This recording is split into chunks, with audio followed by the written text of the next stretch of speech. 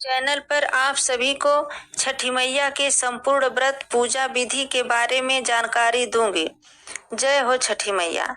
सबसे पहले उन सभी माताओं, बहनों, बेटियों और भाइयों को जो छठ पर्व का व्रत शुरू करने वाले हैं, उनका व्रत मंगलमय हो, उनके परिवार के, उनके पुत्रों के संपत्ति की रक्षा हो और आप सभी को छठ पर्व का ढेरों बधाई, शुभकामना, मंगल कामना हमारी तरफ से हो। तो सबसे पहले मैं आपको छठ माता का इन 4 दिनों का व्रत अनुष्ठान के बारे में पूरी जानकारी दूंगी। प्रत्येक वर्ष लोक आस्था का महापर्व छठ मनाया जाता है। छठ के पर्व को आस्था का महापर्व माना गया है। हर साल दीपावली के 6वें दिन यानी कार्तिक माह के शुक्ल पक्ष के षष्ठी तिथि पर छठी मैया की पूजा की जाती है। मान्यता है कि छठ पूजा करने वाले भक्तों की सुख, समृद्धि, धन, वैभव, यश और मान सम्मान की प्राप्ति होती है। महेश द्विवेदी जी कहते हैं, जो महिलाएं यह व्रत रखती हैं, उनके संतानों को दीर्घायु और सुख समृद्धि प्राप्त होता है। इसके बाद यह व्रत करने से निरोगी जीवन का आशीर्वाद भी मिलता है। छठ पर्व भारत के कठिन पर्वों में से एक है जो 4 दिनों तक चलता है। इस व्रत में 36 घंटे निर्जला रहकर सूर्यदेव और छठी मैया की पूजा की जाती है और उन्हें अर्घ्य दिया जाता है। यह व्रत मनोकामना पूर्ति के लिए भी किया जाता है। महिलाओं के साथ पुरुष भी यह व्रत करते हैं। कार्तिक माह की चतुर्थी तिथि पर नहाय खाए होता है। इसके बाद दूसरे दिन खरना और तीसरे दिन डूबते सूर्य को अर्घ दिया जाता है।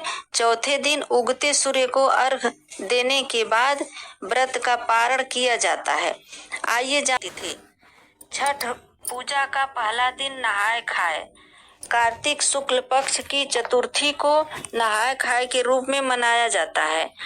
सबसे पहले घर की सफाई कर उसे शुद्ध किया जाता है। इसके बाद छठ व्रती स्नान कर शुद्ध शाकाहारी भोजन ग्रहण कर व्रत की शुरुआत करती हैं। घर के अन्य सभी सदस्य व्रती के भोजन करने के बाद ही भोजन ग्रहण करते हैं। नियम के अनुसार भात, लौकी की सब्जी और चने की दाल ग्रहण किया जाता है और खाने में सिर्फ सेंधा नमक का इस्तेमाल किया जाता है। छठ पूजा का दूसरा दिन खरना। कार्तिक माह के शुक्ल पक्ष की पंचमी तिथि को भक्त दिन भर उपवास रहते हैं और शाम को भोजन ग्रहण करते हैं। इसे खरना कहा जाता है। खरना के प्रसाद के रूप में गन्ने के रस में बने हुए चावल की खीर के साथ दूध, चावल का पिट्ठा और घी चुपड़ी रोटी बनाई जाती है। इसमें नमक या चीनी का उपयोग नहीं किया जाता है। खीर ग्रहण करने के बाद 36 घंटे का व्रत रखा जाता है।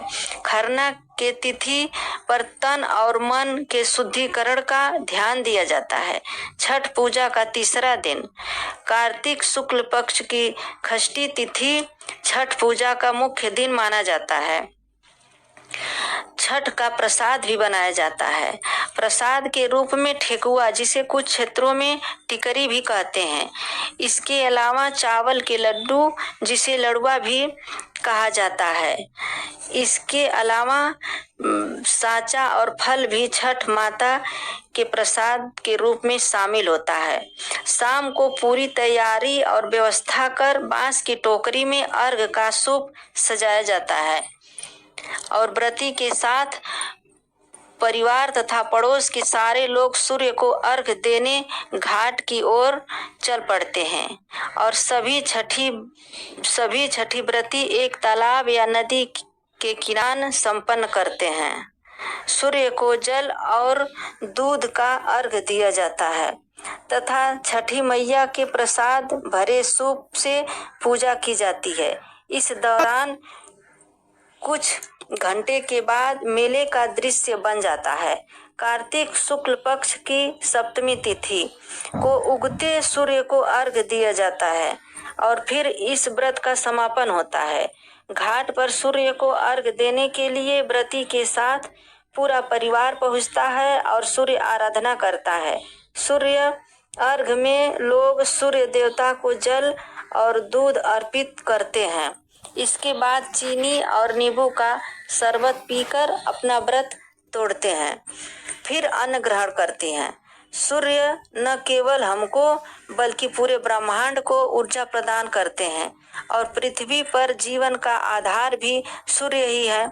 सूर्य को जल देने से इसका असर हमारी बुद्धि पर पड़ता है और मान सम्मान के साथ आर्थिक वृद्धि होती है। दोस्तों, यह है 4 दिनों तक चलने वाला महापर्व छठ मैया का पूजा। दोस्तों, चैनल को लाइक करें, सब्सक्राइब करें और ज़्यादा से ज़्यादा शेयर करें ताकि अगली वीडियो आप देख सकें। जय हो छठी मैया।